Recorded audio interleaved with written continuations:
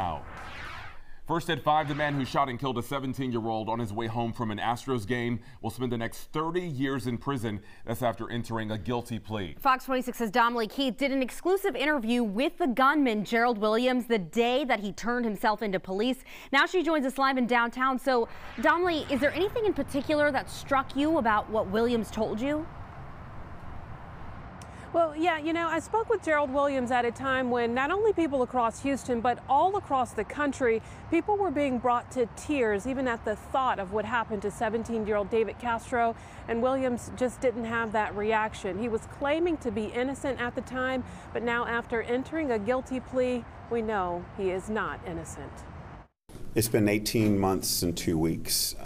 This is the first time I've felt a little bit of peace. Counting nearly every second since his son was gunned down in a fit of road rage, this grieving father, Paul Castro, says he's grateful to see his son's killer sentenced. It was unusual for a person who is a road rage shooter to wind up in prison. And that only happened because the city of Houston came together. They heard David's story, the horror of it. 17-year-old David Castro was shot to death in July 2021 while riding home from the Astros game with his dad and brother after someone opened fire on the family's pickup truck.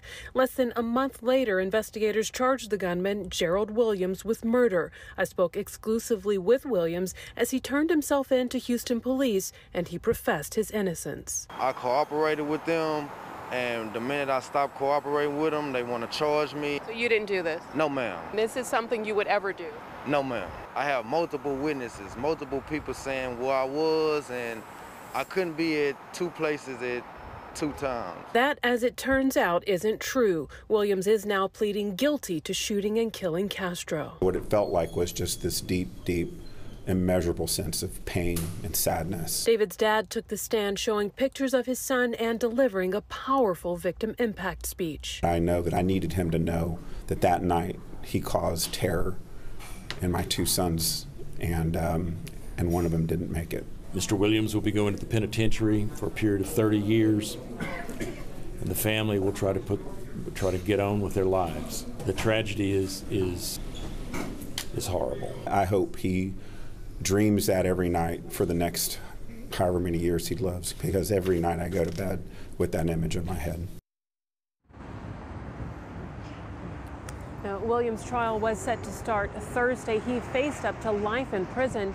Paul Castro says for anyone who may feel rage building on the road, he says he hopes you will remember it's not worth it. And a tragedy like this, there are no winners.